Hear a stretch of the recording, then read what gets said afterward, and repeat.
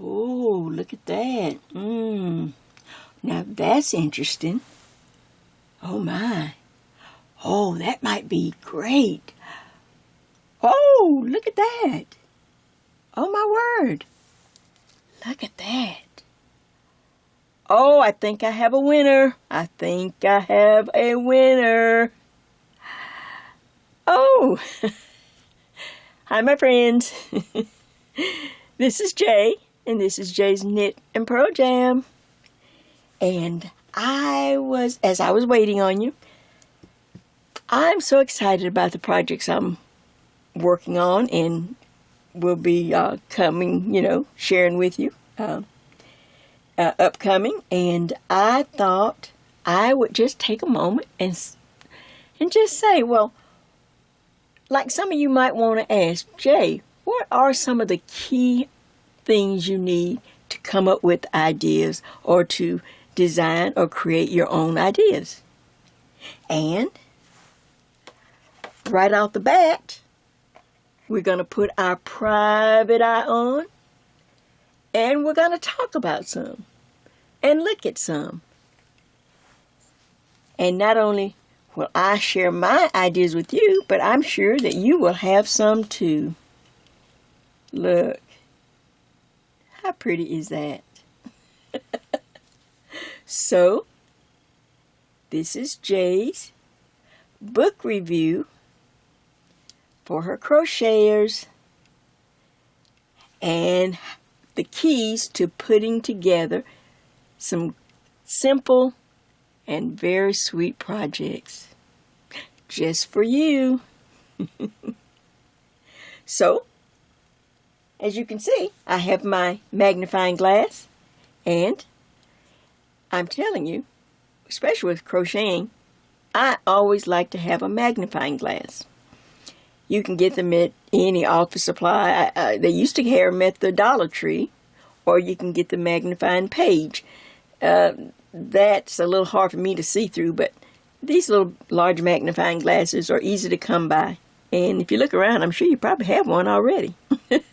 But really, this is a very valuable tool when we get ready to work on projects and look at patterns and designs. So, one of the keys, magnifying glass. So we'll take one of the keys and the magnifying glass and put it to the side. Okay. What other key inspirations can you use, or do you get a good idea from? Well, I don't know. How about, of course, our hooks. We have to have hooks if we want to do our crocheting. And hooks come in all kind of sizes, and plastic and metal and name brands. It's not about the hook so much. It's about what's comfortable and, the kind of thing you like to use. I'm just a big Clover fan, and I like all the Clover hooks because I don't crochet near as much as I knit. So they work fine for me. But of course, as usual, because I've been doing it so long, I have a variety of old style hooks from years ago, all the way from the Boyd to Susan Bakes to just these old plain plastic ones, whatever. I still just have a lot of hooks. I used to try to give them away to some of my seniors and all of that, but I still have a lot. But crochet hooks. So, let's see. That's a good idea. We'll take the crochet hooks. That's a key. So, we'll just take those and we'll lay those aside. Well, let's see now. Well, of course, you can't do anything without yarn or threads. So, as I put my keys up here, I'm just going to bring out some nice yarns. And this is just from my stash. And in these projects that I'm going to be sharing with you for the next few weeks, I'm doing an all-out crochet fun time, just a lot of different little projects, and I hope you, of course, like them, and I hope you're going to give them a try. First of all, I'm going down in size in our yarn and in our crochet hook.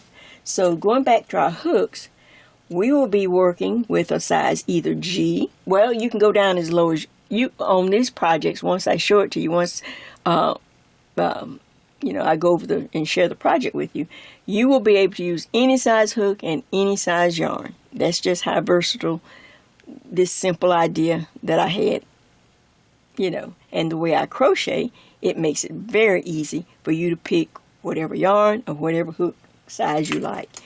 But just for instance, some of the yarn that I might use or that I'm looking at, here is some Hobby Lobby Yarn Bee, and it's fetching. I really like this yarn. It does split, but the project when it's done, if you can stand it and not pull your hair out, it's beautiful. But it splits. But this is fetching, and it's, look, excuse me, let me get my glass, and it calls for an H hook, okay? They don't really give the size, like if it's a 3 or whether it's lightweight, fine. They just simply give you the hook, but it does call for an H, and there's good yardage in here, 280 yards. So there's a color in fetching, and let me grab this color. Look at this. This is amethyst. This is champagne. This is fetching amethyst. Look at that. Isn't that pretty?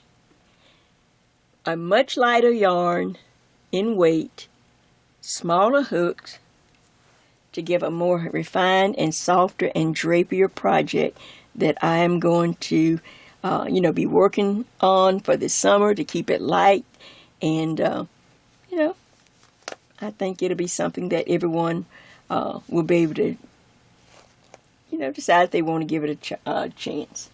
So that's some. Let's look at some others.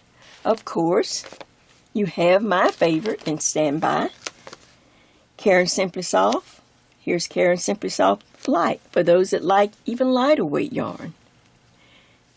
And of course, once I start sharing the project, you can even go down to threads and sock yarn. It's just how small you like to go. Now me, personally, I can't go too small because I don't want to have problems with my fingers. And the smaller the circumference or the smaller the yarn, then you feel the pain if you're not maybe a crocheter. I don't crochet near as much as I knit. But these are colors and these are yarns that I have crocheted with before. They give a beautiful project at the end. And of course they're easy to come by.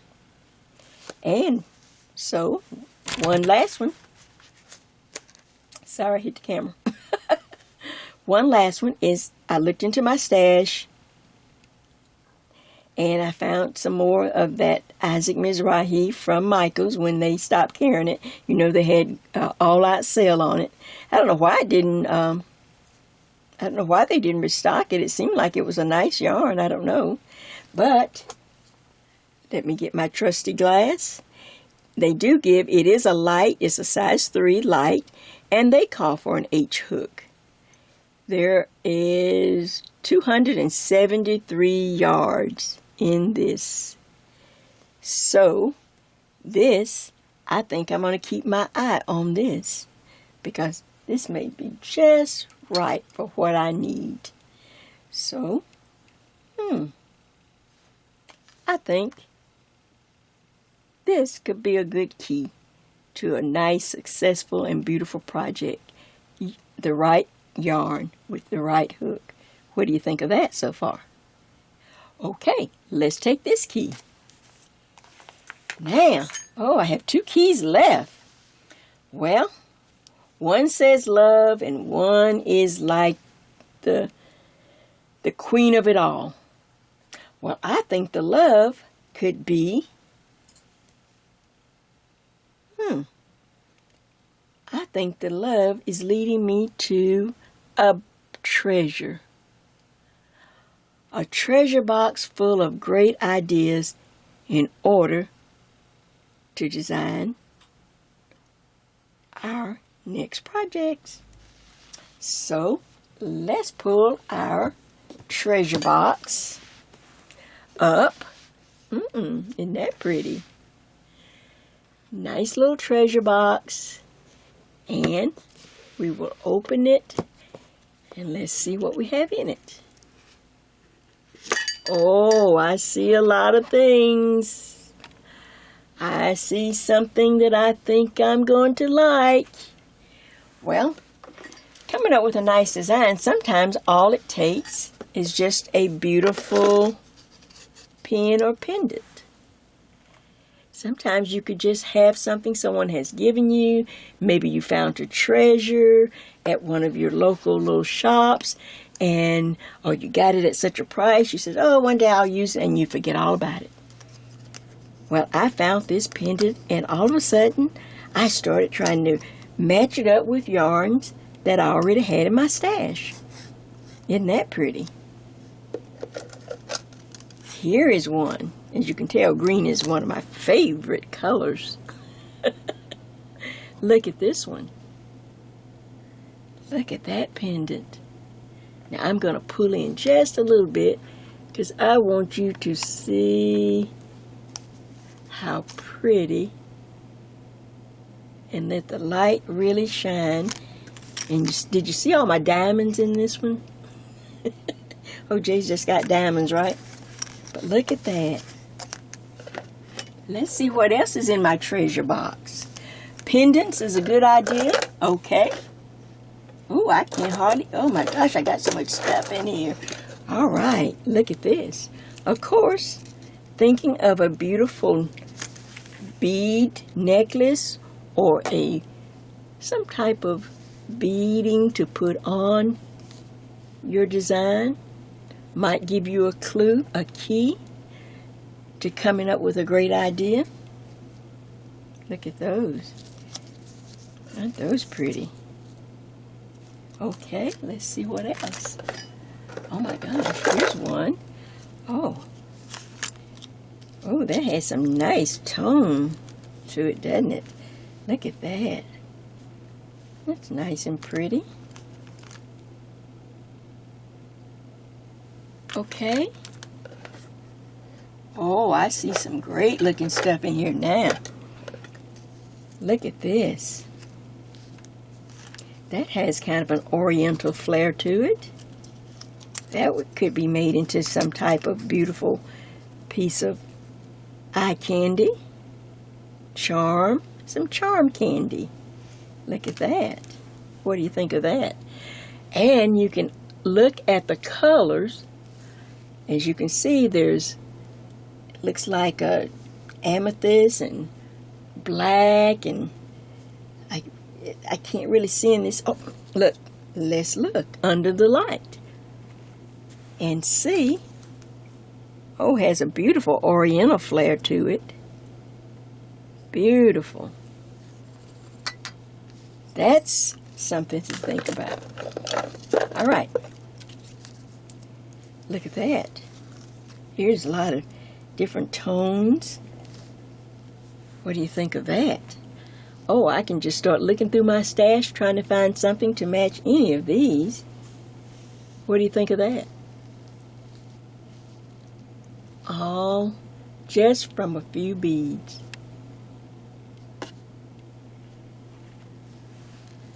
And, oh, here's another one. Oh my gosh, I love this. Look at that. Into a beautiful necklace or some type of charm candy, eye candy. Green. Oh, look, there's a winner. Look, there's a winner. Let's try one of these others. Bingo! Look, I think we have a match here. Is that pretty or what? And I think there's one more. Uh-oh. Look at there. Is that pretty?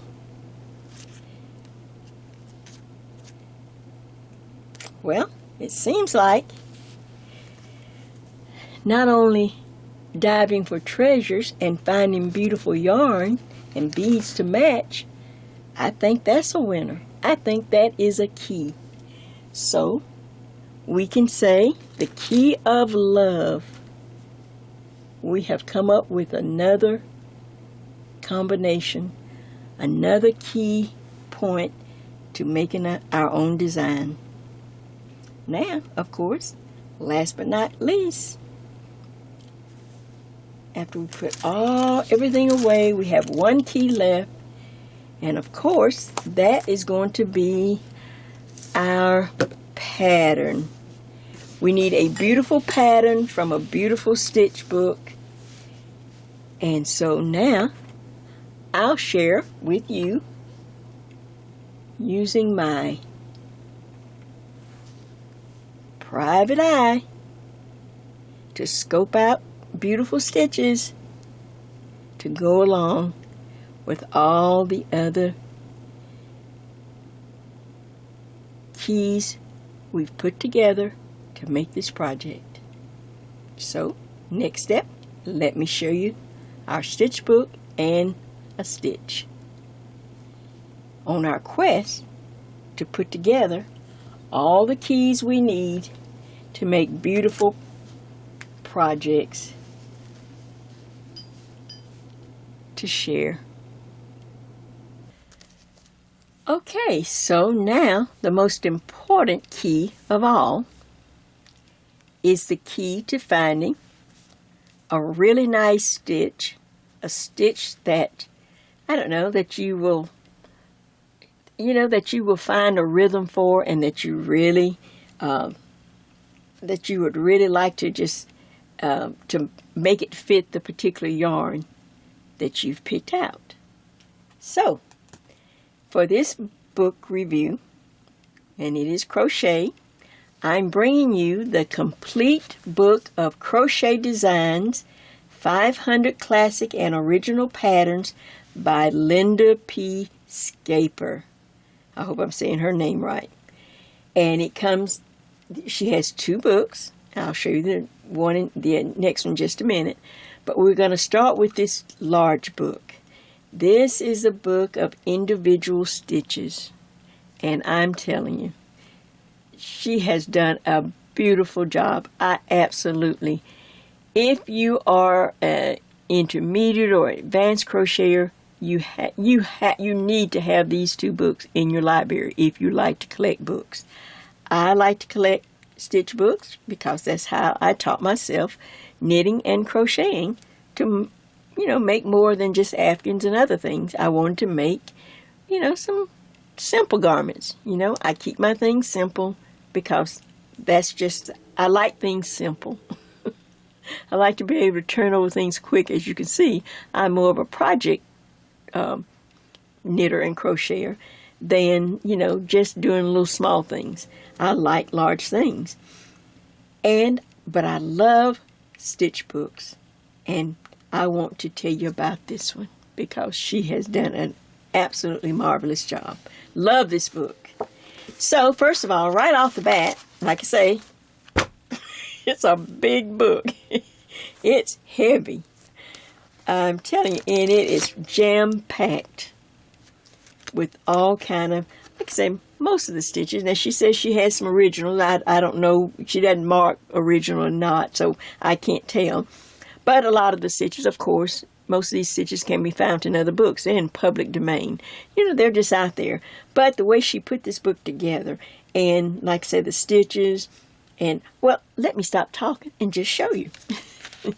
First of all, the table of contents, I really liked. I like that she has put all the stitches in group categories. Now, I know you're not going to be able to see this unless I hold it up a little bit.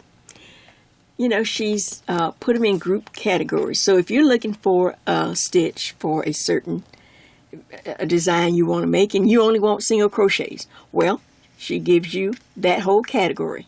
So you don't have to worry about picking through or going through a whole book looking for things with single crochet. Great idea. Okay. Then she has other categories. I mean, it's just all kind of categories. I'm just going to pick out a few. All right. of course, everybody loves the V-stitch. All right, here's her V-stitch category. And first of all, her stitches do not have names. There are so many, I can understand why she just didn't bother with names. Each stitch has a number. And then this, of course, you go to that page and find the stitch. But there is a group of V-stitches, and it starts on page 84, which we'll go to in just a little bit.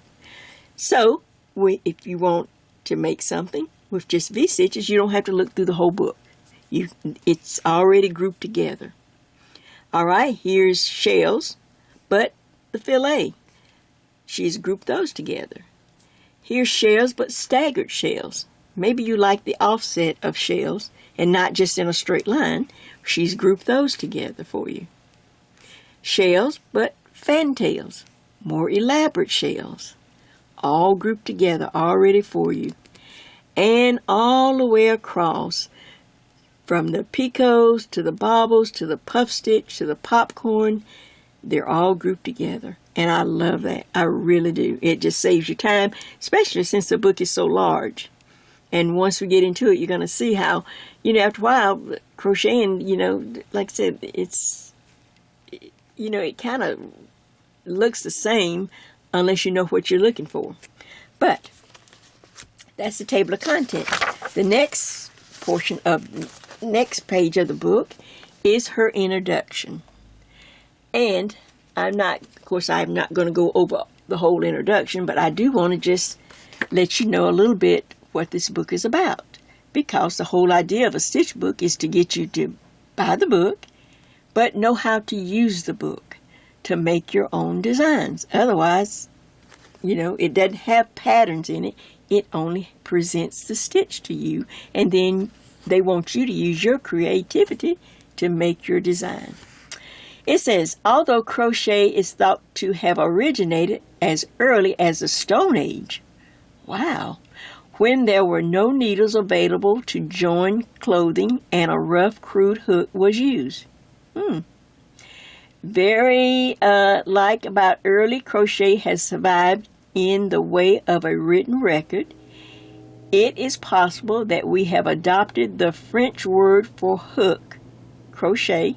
I don't know how they say it in French, in France, but crochet, as the name of the craft because the French did more than any other group to record crochet patterns.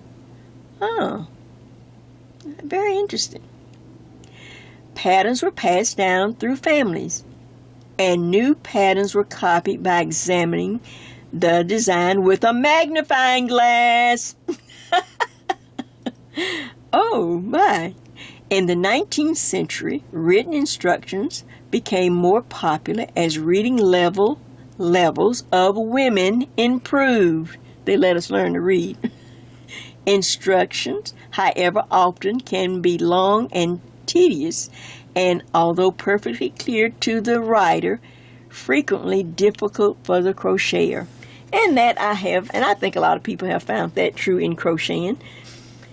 That's why I think that's why I gravitated to knitting because it is so precise. It's row by row by row, where crocheting, to me, it reads more like like paragraphs or like a book. So before I stepped out of the Afghan box and dishcloth box and little simple things like that, it took some time to really understand how to to really read crochet stitches and to learn how to make my own projects. Okay, the next thing are your basic crochet stitches, which are done in very nice, drawings. But now with the age of the YouTube, you can now go on YouTube and learn or see, or someone will share a crochet stitch with you from anywhere in the world. So this is just part of, I guess, having a book, but now we just go on the YouTube. She also has an international crochet symbol. She has 2 pages, crochet symbols. I don't know, they're just standard looking to me. I don't have anything to compare them with international. So I just take her word for it that if I need it, if I see a symbol, and that she will have it in the book, and that she'll tell me what it means if I don't already know, or you don't already know. Now, to the next part I want to get to. This is a pictorial index. This is, a lot of books do this, but hers is exceptionally nice. It is where they take a little snippet of the prepared sample that we'll see a little later in the book, and she makes like a dictionary so that you can find any stitch just at a glance. Maybe just at a glance. Her stitches do not have names, they have numbers. So at a glance you might see something without a name, but it has a number, and then she will direct you to a page for that stitch. So for instance, let's see, there's 1, 2, there's quite a few. It's not, a lot of books have 1 or 2, but look, 1, 2, 3, 4, 5, 6. I'm telling you, the woman is just beautiful. 7, 8. I told you it's a big book. 9. I'm still going, people. 10. Oh my gosh, even I didn't know it was this many. 10, 11, 12, 13. Oh my word. 14, 15. Around 16 pages of these little samples of the swatches that are contained in the book of the different stitches. And then, like I say, you can simply, if you like a stitch just by sight, then all you have to do is look at the number. This is stitch number 279, and you can find it on page 213. So let's just go check out page 213.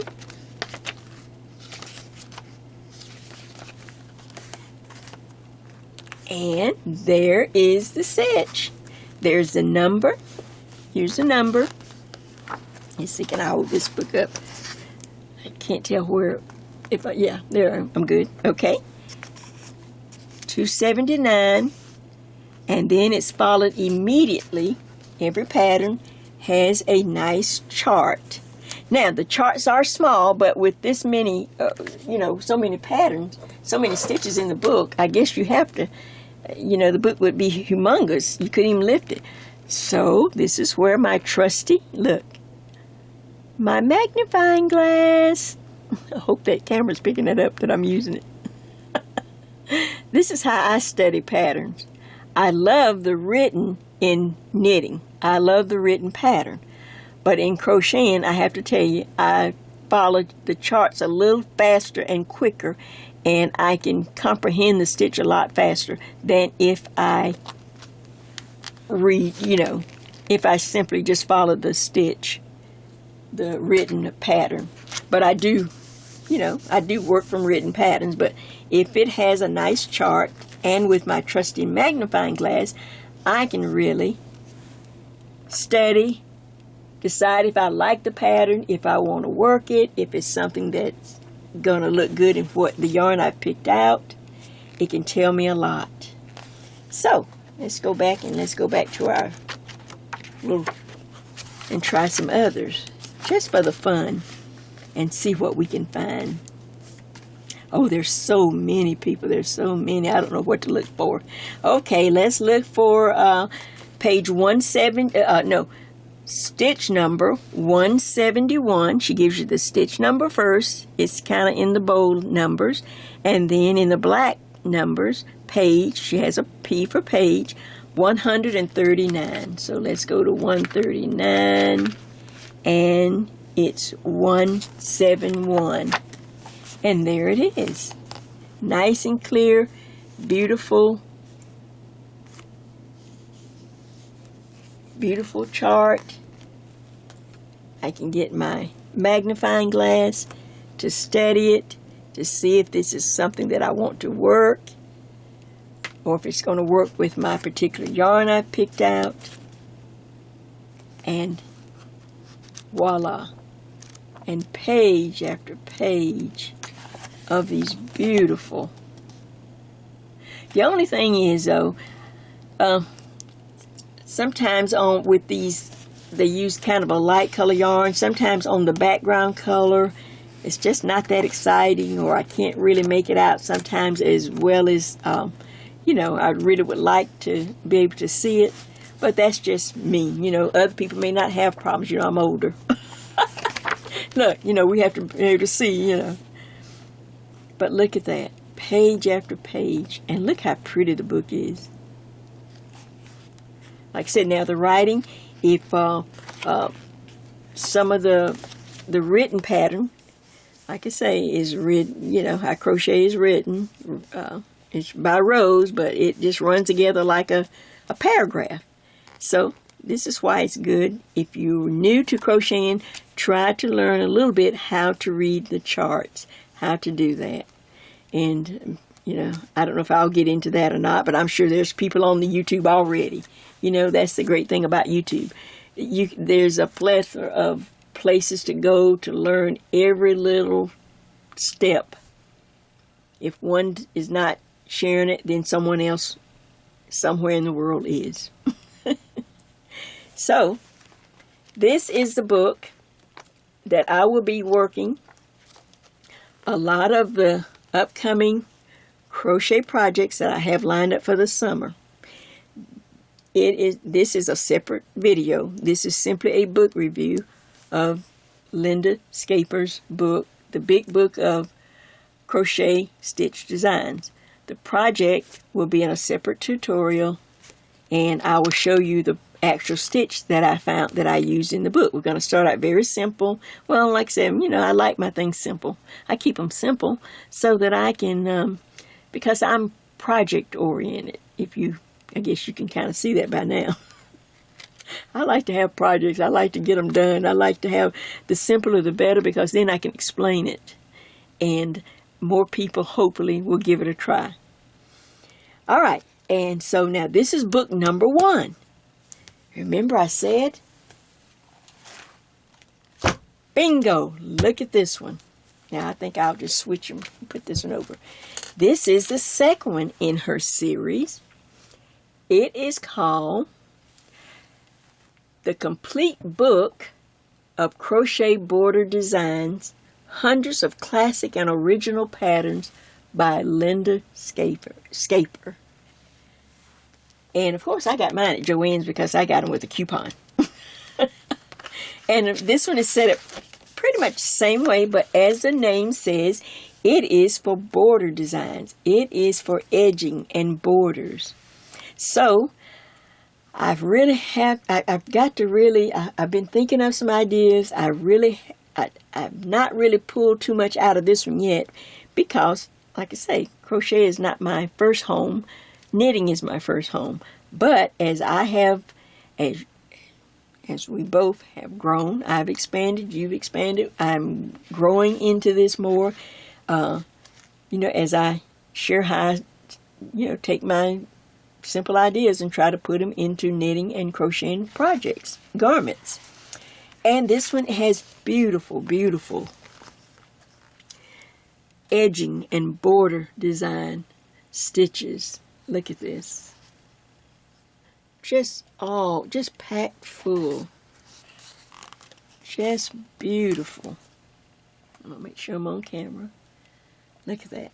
And it's set up the same way. You've got the same introduction. You have the same... the only thing is, she has the pictures, but she didn't need a little glimpse of each stitch here because they're in their own. Look how large the swatches are. Look how large the samples are. But there's no name. They're by number. And you just simply find something you like. There's a written pattern and also a beautiful chart.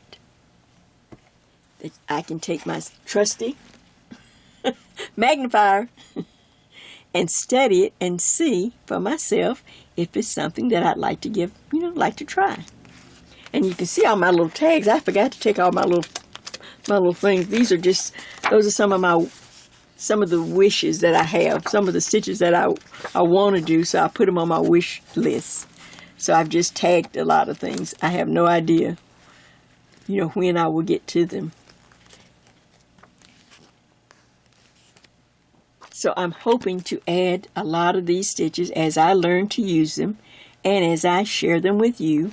But if you're going to get the first book on Amazon, you need to look for the second book also, because it will be a set, and then you will have it for any type of borders. We will probably do more shawls out of this book. I will try to figure out ways to use it to make more shawls and to put nice edging on the shawls. So what do you think of that? Look at the nice, I just love the swatches are so large. And they're so clear. Now, the last thing I thought that was very nice at the end of the book, and let's see if it's on this, in this one too. Let's see on this one. Let's see, I didn't see that on the other one. Let me just flip to the back right quick. Okay, there's a little difference in this book and the end. In this book, she has crochet terms and abbreviation, but she gives you the U.S. terms and the UK and Australian terms. I guess that's Australia. AUS, I guess. Okay. But isn't that great to have that? Because people all over the world enjoy crocheting. And of course, some of the terms are a little different. Like, you know, like our friend Jan always tries to help us understand the difference. Okay, for us in the U.S., a single crochet is a double crochet in the UK. So she has all that information. So that is something. In fact, this will be something you could make a little copy for your own personal use. I mean like a working copy, just to always have with you. So if you get confused or something, instead of carrying the whole book around. But also abbreviations, just standard abbreviations and then so that when you're looking through the book and if you forget something, it's easy to come back and look it up and make sure if you're new. Now over here, this page, it's in both books and I like that. Of course, she gives some acknowledgments on how she, who influenced her, who helped her when she began the journey to learn how to crochet, and over a 20-year journey, she says. And then it gives a little bit about her. It says, Linda Schapper's artistic vision is expressed in a wide range of medium, from patchwork, quilts, and crochet to painting and textiles, all of which are characterized by a folk art style. So you can learn more about her in the author's biography in the back. Well, I wanted to bring you these two books in a separate book review because, like I say, I'm going to be working mainly out of this book much of the summer, as much as I can crochet, people. Because I still have to do my knitting things too. So I thought I'd go ahead and do a book review, a separate one, before the tutorial. So I'm going to, as I'm working to finish up the tutorial, the crochet one, I will come back and show you the stitch out of this book that we're going to use and how we're going to pick other stitches throughout the summer and just kind of make one style of garment that I hope will be quick and easy, and especially for beginners to kind of get on board and give it a try. So we've looked at the keys. I hope my idea of showing you and sharing with you how the keys of just taking and taking something, taking a stitch, taking an idea is a key that you open the door to your own creativity. And it's not about perfection, people. My stuff is not perfect and my stuff is not, like I said, I keep my things simple. But it's the fact of that you stepped out of the box and gave it a try. And who knows what other doors this key can open for you as it has opened for me. So, until I have the tutorial ready, take a look at these books, check them out on Amazon. We thank, a big shout out and a big thank you to Linda Schapper for these 2 beautiful books. Like I said, I apologize if I'm saying her name wrong. I tried to find someone to say it. Nobody. But I hope I'm close, because I know there's a tennis player with a name, and I remember how they used to say her name. So that's why I hope I'm saying it right. You know, I follow tennis. So, this is Jay. This is Jay's book review for her crochet friends. And I hope you join me as I get ready to get our tutorial ready and make some lovely things for the summer. So, until we're ready to pick up the hook, until I can bring you the stitch. See ya!